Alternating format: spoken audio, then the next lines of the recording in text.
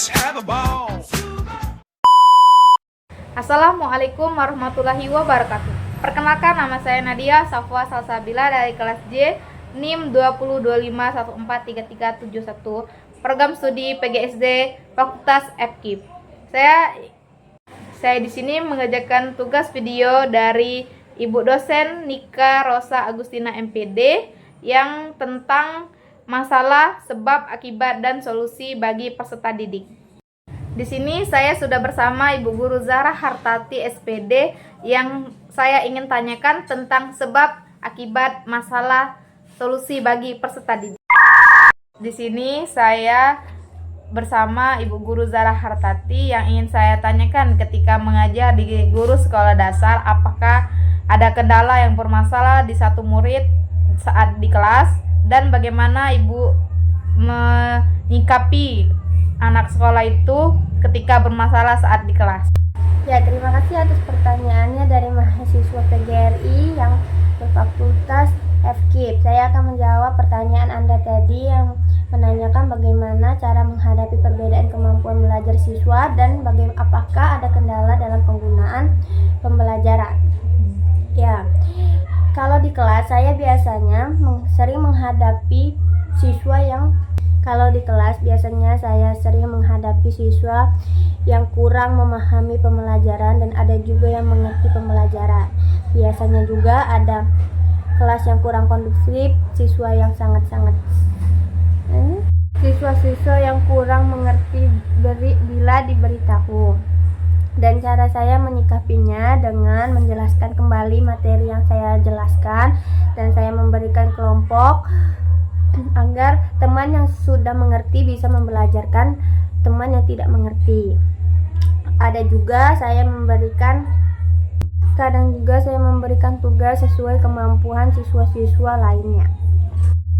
Saya akan menanyakan lagi kepada Ibu Zahra sebab dan akibat, bagaimana dampak dari permasalahan itu terhadap proses belajar siswa, dan apakah masalah tersebut berpengaruh terhadap motivasi belajar siswa atau kinerja dari guru? Menurut saya penyebabnya itu beragam, karena juga latar belakang siswa yang berbeda-beda membuat siswa juga berbeda-beda cara menanggapinya. Selain itu juga fasilitas sekolah yang terbatas yang membuat pengaruh pada siswa-siswa. Selain itu juga guru perlu lebih banyak pelatihan tentang penggunaan teknologi. Pengaruhnya sangat berpengaruh terhadap siswa jadi kurang bersemangat belajar karena pembelajarannya terlalu sulit, dan juga guru merasa terbebani karena harus menjelaskan berulang-ulang, dan juga sulit mengatur kelas agar tetap kondusif. Terima kasih kepada Ibu Zahra Hartati yang sudah menjawab pertanyaan saya. Saya akan memberikan sedikit solusi dan saran yang saya pelajari di mata kuliah pedagogik. Materi pertama yaitu pemahaman pedagogik, yaitu pendidikan merupakan fondasi utama dalam membentuk kualitas sumber daya manusia, terutama itu bagi siswa. Pastikan akan penting sekali untuk siswa mendapatkan pendidikan dan ilmu pengetahuan.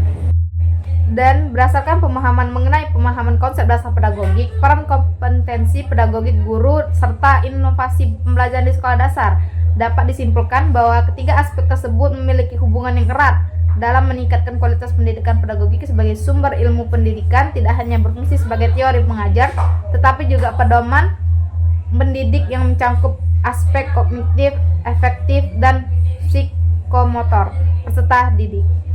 Yang kedua itu ilmu pengetahuan pedagogik, yaitu suatu ilmu atau seni mendidik yang mempelajari tentang ilmu anak untuk membimbing peserta didik, meningkatkan ilmunya, didiknya, dan mengajar supaya ia kelak mampu secara mandiri menyelesaikan tugas kehidupannya.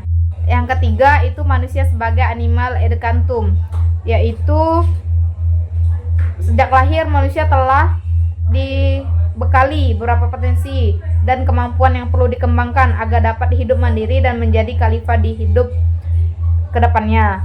Pastikan ada beberapa makhluk hidup yang dididik seperti pasti ada manusia yang belum menjadi manusia seutuhnya dan harus dididik agar menjadi manusia seutuhnya.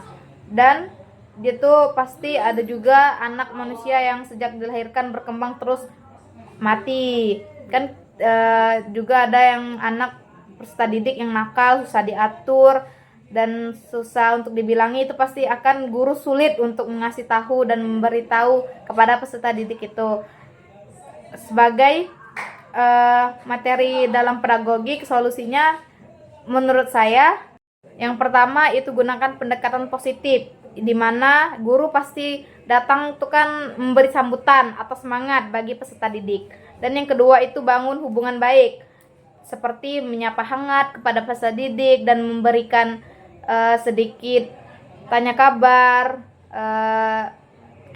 langsung gimana ya, kasih setiap, pasti kan kalau guru masuk tuh pasti kayak halo anak-anak, nah memberi semangat gitu. Dan yang ketiga itu terapkan aturan sesuai konsisten belajar guru. Kan ketika anak bandel, pastikan guru akan memberikan sedikit aturan kepada anak-anak yang bandel, susah diatur. Nah, apabila mereka melanggar aturan itu, mereka akan mengulangi dan melakukan kesalahan yang sama ketika mereka tidak disiplin dan tidak mengikuti aturan yang sudah ibu guru terapkan. Dan yang keempat itu gunakan teknik manajemen kelas. Setiap guru pasti akan menempati duduk yang lebih diawasi, mendekati siswanya. Apabila siswanya ada kesulitan atau ada masalah, gurunya pasti akan memberikan sedikit motivasi atau butuh pendengaran cerita bagi peserta didik. Dan yang kelima itu terapan pendekatan restoratif.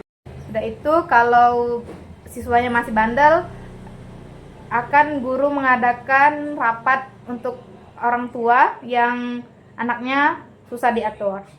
Dan materi yang ketiga yaitu hakikat guru adalah sebagai pendidik, pembimbing, dan teladan yang berperan penting dalam mengembangkan potensi peserta didik, baik dari segi intelektual, moral, maupun sosial. Guru tidak hanya menyampaikan ilmu, tetapi juga membentuk karakter dan kepribadian siswa. Sementara itu, peserta didik merupakan individu yang aktif dalam proses pembelajaran yang berkembang sesuai tahap usia dan lingkungan belajarnya. Masa perkembangan anak sekolah dasar merupakan periode penting, ditandai dengan kemajuan pesat pada aspek fisik, kognitif, sosial, emosional, dan moral. Oleh karena itu, guru harus memahami karakter perkembangan anak agar dapat menerapkan pendekatan pembelajaran efektif, menyenangkan, dan bermakna. Dengan memahami hakikat guru, peserta didik, serta tahapan perkembangan anak usia sekolah dasar, diharapkan proses pendidikannya dapat berjalan optimal dan menghasilkan generasi yang cerdas, berakhlak, dan bertanggung jawab. Terima kasih kepada Ibu Guru Zahra Hartati yang sudah meluangkan waktunya untuk saya. Sekian video dari saya. Terima kasih.